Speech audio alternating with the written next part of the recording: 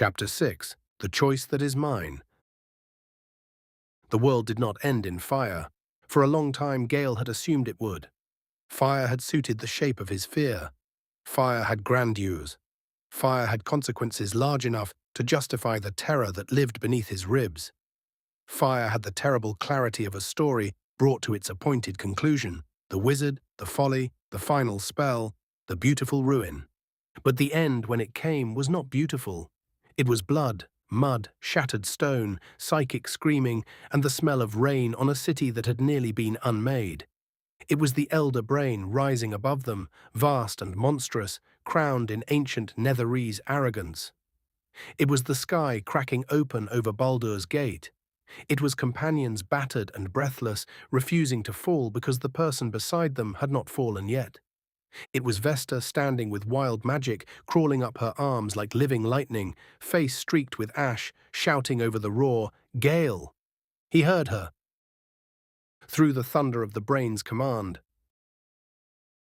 through the tadpole's shriek, through the orb's answering pulse, through Mistra's old charge, still buried somewhere inside him like a commandment he had not fully dug out. He heard her, not because her voice was the loudest, because it was his friend's. Gale's hand moved to his chest. The orb burned there, awake and ready. It knew this moment. It had been made into this moment by everyone who had ever looked at him and seen a catastrophe waiting for permission. The brain loomed. The crown blazed. Every calculation he had ever made unfolded in his mind with cruel precision. Radius, force, impact, probability, casualties, success. He could end it. He could still end it the way Mistra had asked. A single act.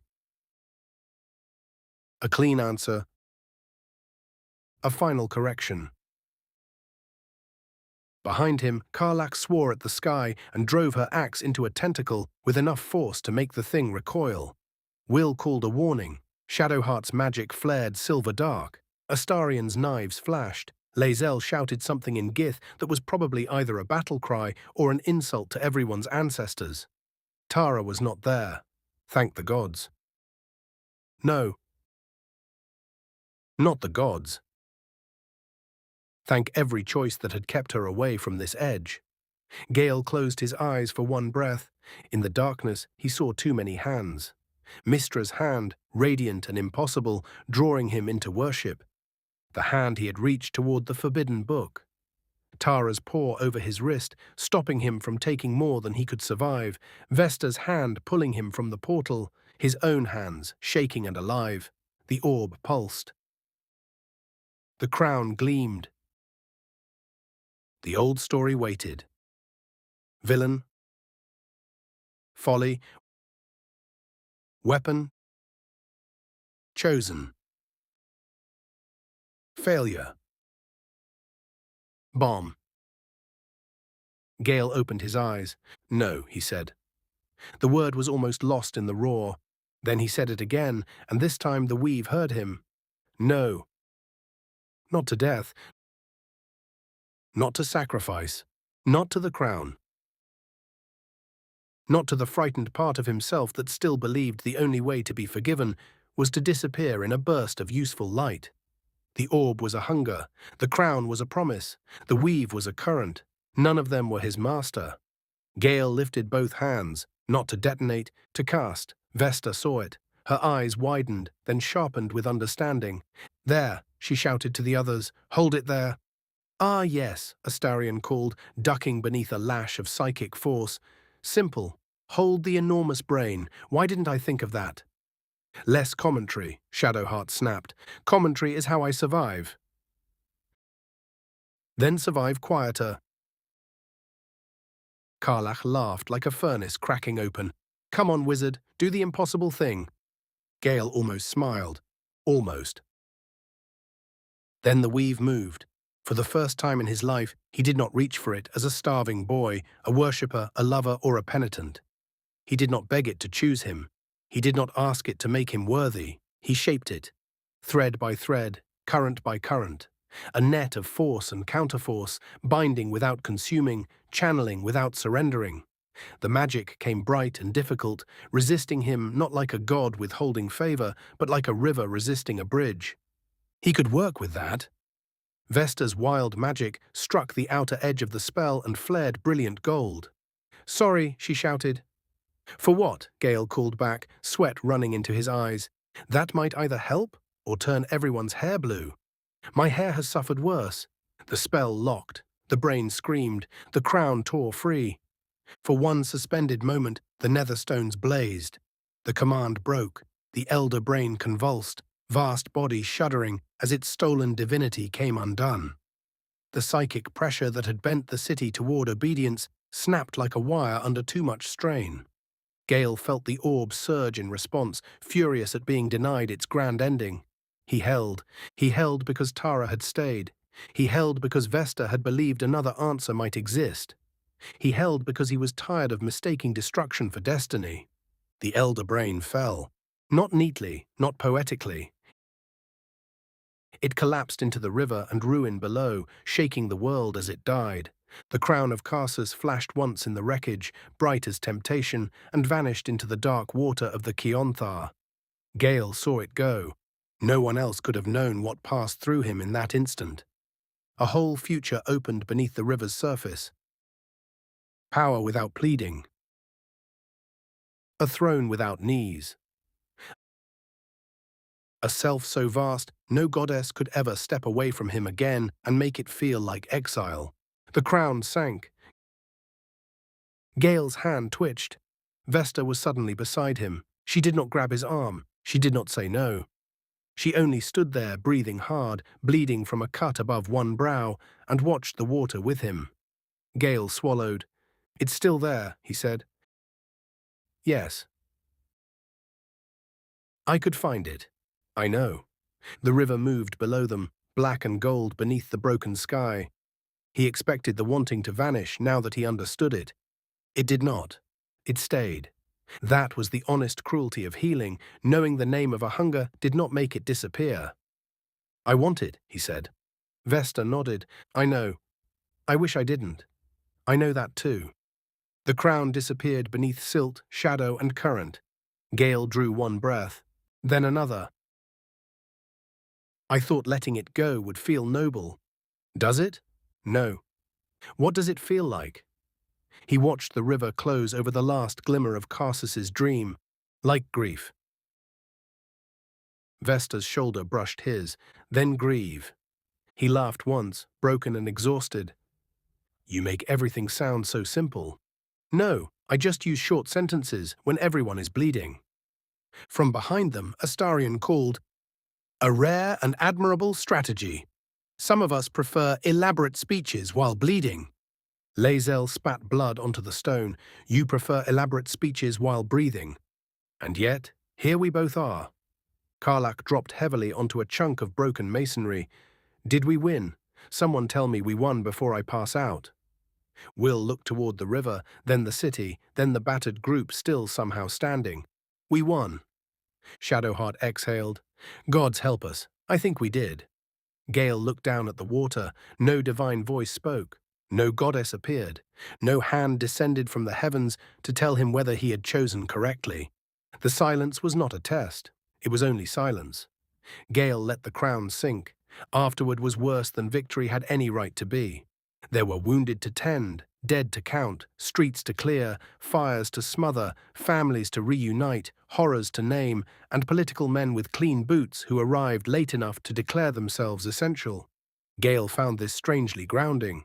The world, having nearly ended, immediately became practical. Someone needed bandages. Someone needed a bridge cleared. Someone needed to know whether a partially collapsed tower was stable enough to enter. Someone needed soup. Gale moved through the days after the battle like a man slowly remembering gravity.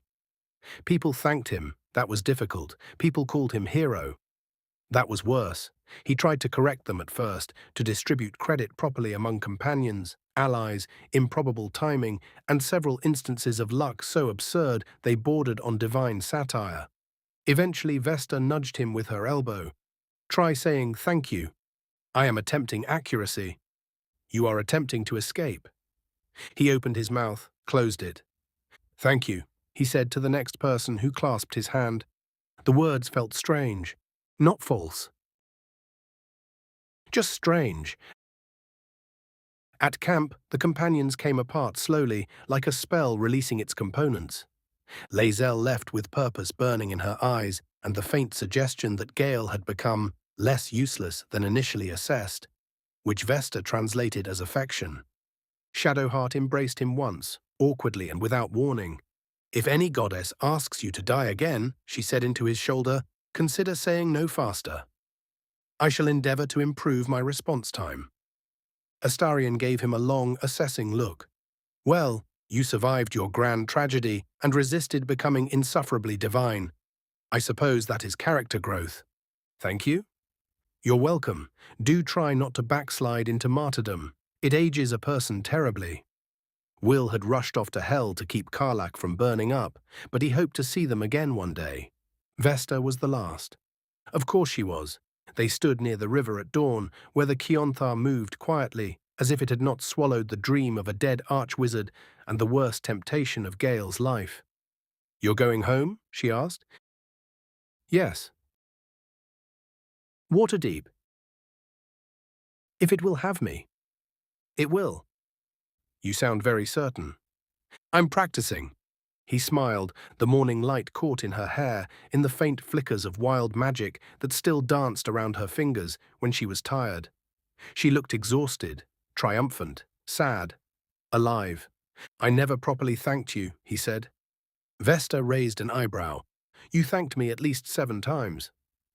Not properly. Oh no, is this going to be eloquent? I fear so. I'm very tired, Gale. He laughed softly, then he grew quiet. You pulled me out of a portal, he said, then out of several far less visible ones. Vesta's face softened. You did some pulling too. I am not certain I would have lived without you. I'm not certain any of us would have lived without any of us. That is infuriatingly reasonable. I learned from traveling with annoying people. He looked toward the river. I still want it, he admitted. The crown? Yes. Less? Less. That matters. You keep saying that. I keep being right. He smiled, but it trembled at the edges. I am afraid of going home. Good. Good? Means it matters. He exhaled. Yes, I suppose it does. Vesta reached out and took his hand briefly. Mortal, warm. No demand in it. You don't have to go back as the man who left, she said. The river moved. Gale held her hand for one breath longer. No, he said, I suppose I don't. Waterdeep was still Waterdeep. This offended him slightly. Gale had changed so drastically that part of him expected the city to rearrange itself in acknowledgement. Surely the streets should tilt differently. Surely the harbour should shine with some altered light. Surely the stones should know that the boy who had left, the man who had hidden, the wizard who had almost died in half a dozen metaphysical directions, had returned. Instead, gulls shrieked. Merchants shouted. Carriages rattled over cobbles. A child dropped a pastry and wailed as if civilization had failed. Tara, perched on his shoulder, sniffed. Still dramatic, she said. The city or the child? Yes. Gale adjusted the strap of his travel bag. You could sound pleased to be home. I am pleased. I am also judging several roof repairs I noticed on approach. Naturally. And you are stalling. He looked at the house ahead, his mother's house. The windows were open to the morning. The garden wall was older than he remembered. The pear tree still leaned slightly over the path, though its branches had been trimmed back. The front step had a crack in it. He had been inside that house as a boy, a prodigy, a problem, a promise. He had not been inside as this, whatever this was. Perhaps she is out, he said. She is not. You cannot know that. I can see her through the window. Gale closed his eyes. Traitor? Yes. The door opened before he knocked. Morena Dekarios stood in the doorway. For a moment, neither of them moved. She looked older. Of course she did. Years had passed, fear had passed, silence had passed, letters unanswered, rumors, distance, whatever versions of him she had imagined in the absence of truth. But her eyes were the same. They moved over him quickly. Face, shoulders, hands, the place beneath his ribs, where old pain still made him hold himself too carefully. She saw too much. She had always seen too much. "Hello, Mother," Gale said.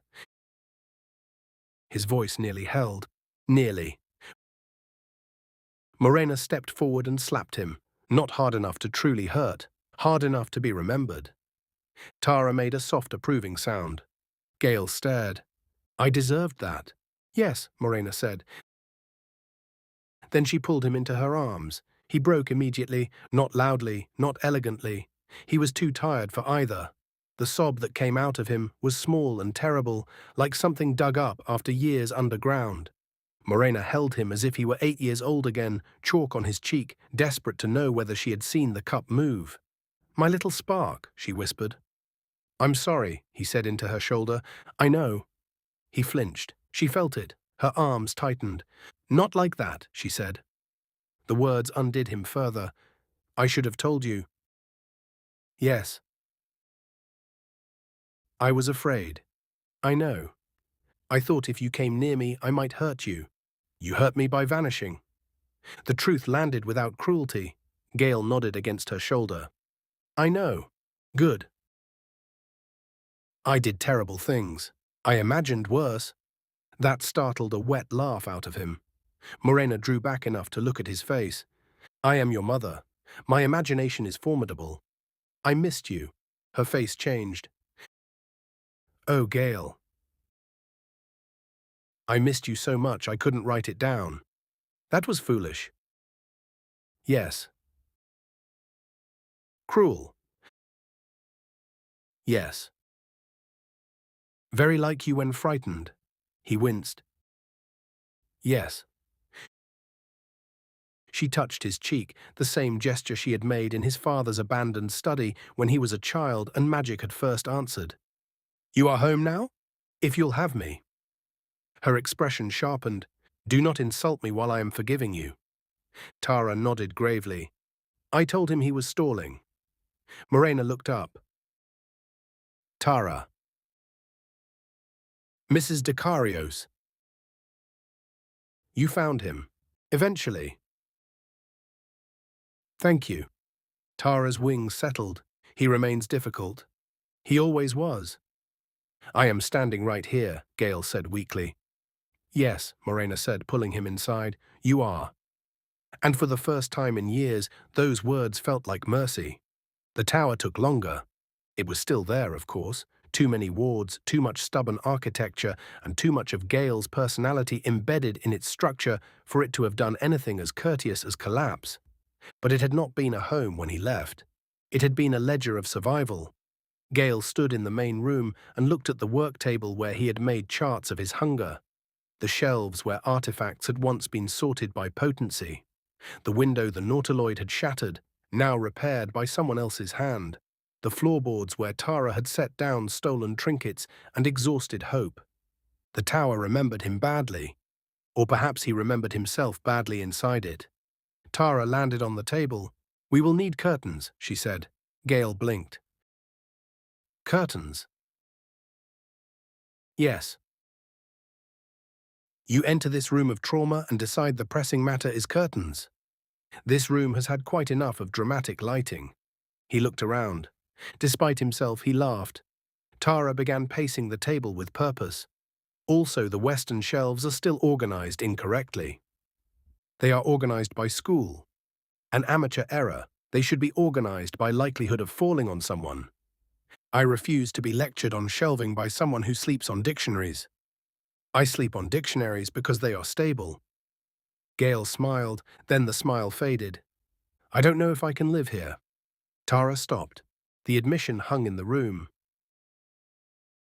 "I don't know if I should," he added. Tara's tail curled around her paws. "Then do not decide today. I used to think every decision had to become destiny." Yes, it was exhausting. He ran one hand over the edge of the table. I don't want this to be a prison again. Then we will make it a home. We, that old word. Still impossible. Still offered. Gale looked at her. You don't have to stay. Tara's eyes narrowed. Do not begin this nonsense again. I only mean, I know what you mean. I have known what you mean for years. You mean that love should be given an escape route in case you become inconvenient. He closed his mouth. You are not subtle, she added. No, he said softly. Apparently not. Tara's expression gentled. I will leave when I wish to leave. I will return when I wish to return. I will complain in either case. That does sound like you. It is me. He sat slowly in the chair beside the table, not the old chair from his father's study, not Mistra's realm, not a throne, just a chair, slightly unsteady, in a room that needed curtains. For a while he and Tara sat in the quiet. Not empty quiet, not tower quiet. Something else. A beginning with dust in it. Blackstaff Academy had not changed enough either. That was becoming a theme. The towers still rose dark and sharp against the water-deep sky. Students still crossed the courtyard in clusters, clutching too many books and pretending not to be afraid. Somewhere near the fountain, a first year was explaining transmutation theory too loudly to someone who had not asked. Gale paused beneath the archway. Memory moved through him. 13 years old. Satchel clutched too tightly, ink on his fingers. Hope so bright it hurt to look at directly. 16, waiting for Mistra's summons. 18, already leaving the world without moving his feet. 19, chasing a forbidden book because he thought closed doors were invitations. Now older. Not wiser in any clean or final way, but older certainly. And alive. You're hovering. Gale turned. Ilara stood a few paces away, a stack of papers under one arm, hair pinned back with the same practical impatience he remembered. She looked older too, sharper in some ways, softer in others. Her robes bore the mark of Blackstaff faculty. Of course they did. Of course she had become exactly the sort of person the Academy needed. Ilara, he said. Gale. There was a whole ruined decade in the space between their names. He had imagined this moment many times, and always with far more eloquence. In some versions, he apologized beautifully. In others, she forgave him before he finished speaking. In the cruelest ones, she looked through him as if he were no one at all. Reality, as usual, had worse timing and fewer rehearsals. I heard you were back, she said. Yes. And not dead. Also yes. Good. The word was plain. It nearly destroyed him. I owe you an apology, he said. Her expression did not change. Yes. He swallowed. I was cruel. Yes.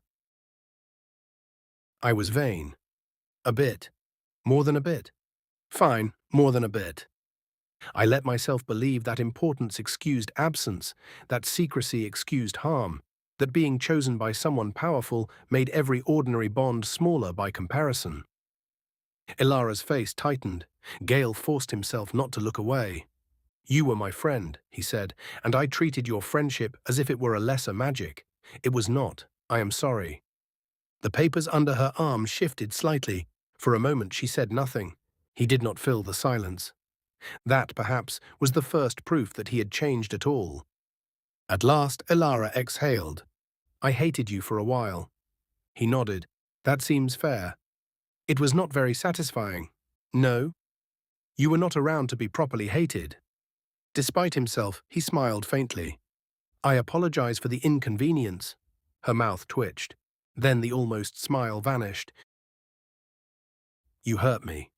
I know.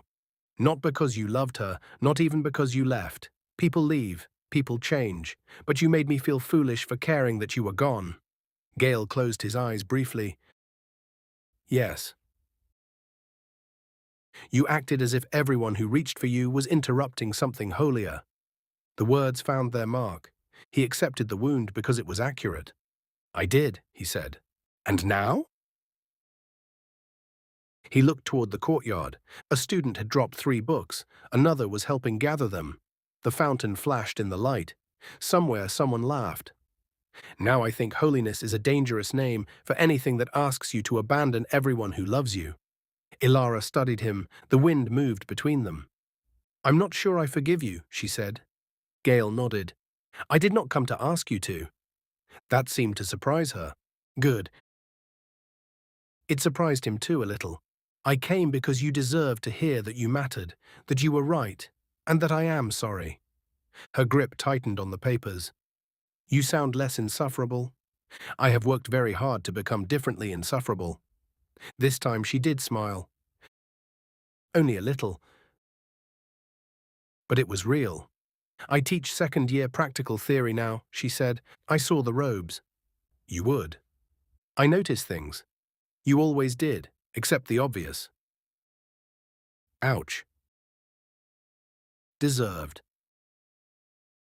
Entirely. She glanced toward the main hall. I heard they offered you a post. They did. Are you taking it? Gale looked at the students in the courtyard. The young ones, the strange ones, the lonely ones. The ones already reaching too hard for doors no one had taught them how to open safely. I think so. Ilara followed his gaze. Good. You think so? I think you'll either be very good for them or an absolute menace.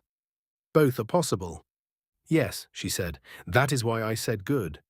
For a moment they stood almost as they had once stood beneath another archway, young and prickly and not yet ruined. Then Ilara adjusted the papers under her arm. I have a lecture. Of course. Gale? Yes? I am glad you're alive. The words entered him quietly. No fireworks. No divine light. No swelling chord, just a human sentence offered without demand. He bowed his head. So am I. Professor Dekarios was, depending on whom one asked, brilliant, exacting, occasionally impossible, surprisingly kind, and far too likely to answer a simple question with a lecture that began in the current century and ended somewhere around Netheril. He was also very strict about rest.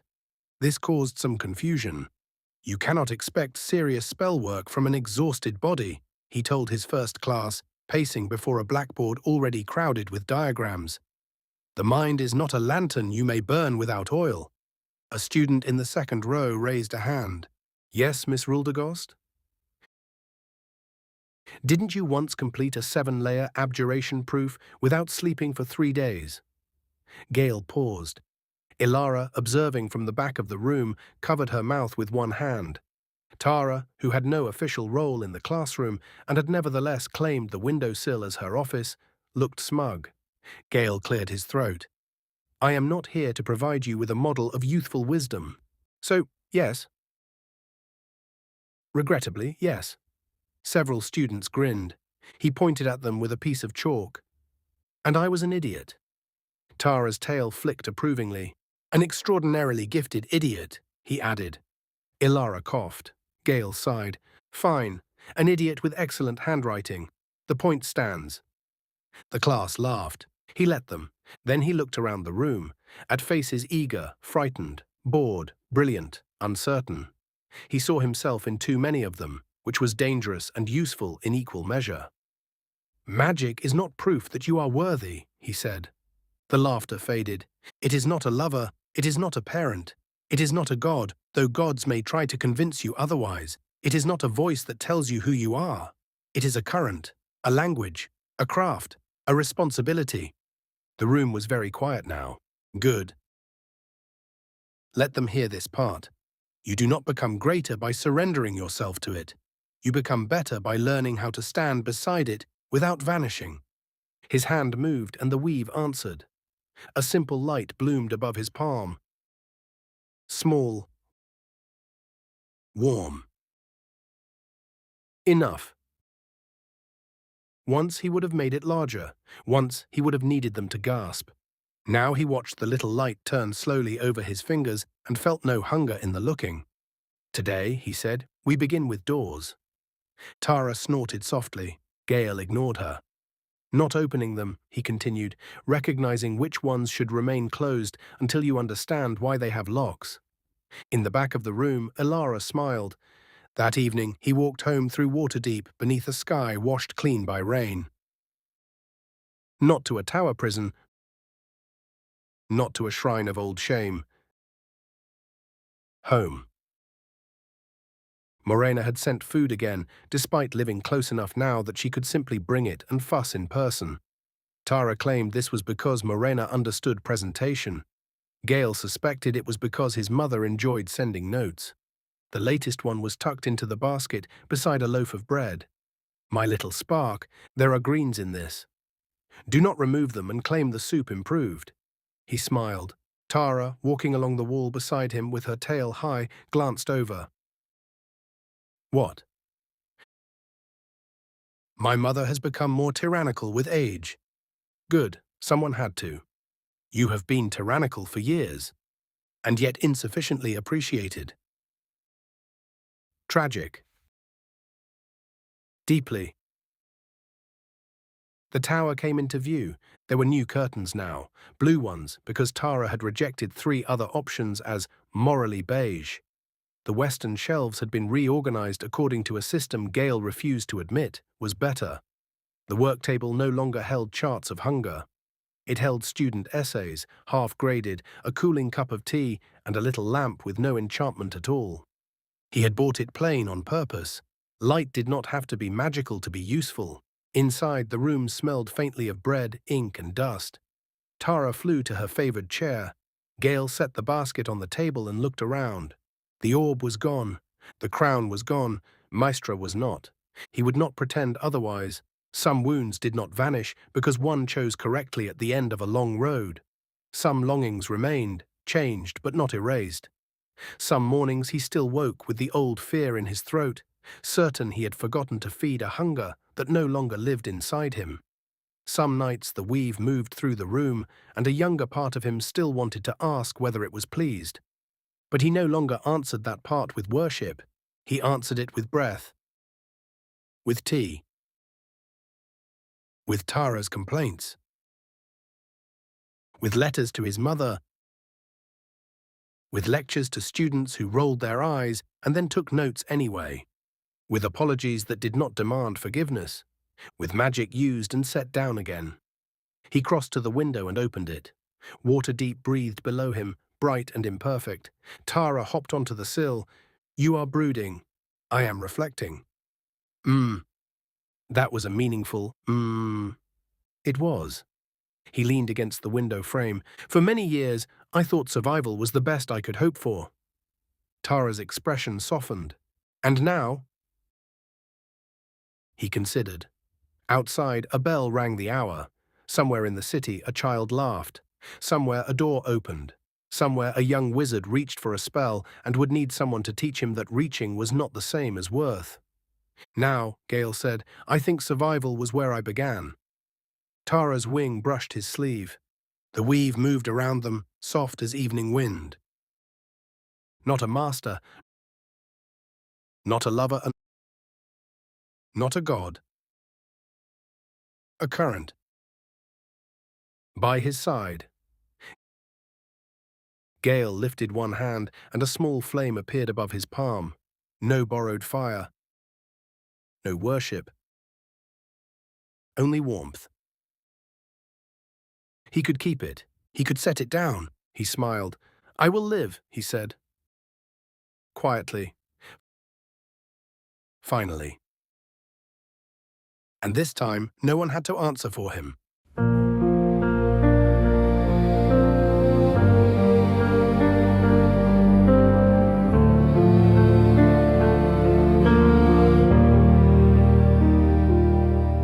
No gods remain to speak for me, no destiny to obey. I've learned the cost of borrowed fire. Now I choose the flame I keep. Power without worship, love without chains, a life that isn't penance, a future without shame. I will not beg the heavens, I will not kneel in fear. I carry what I've broken, and I am still here.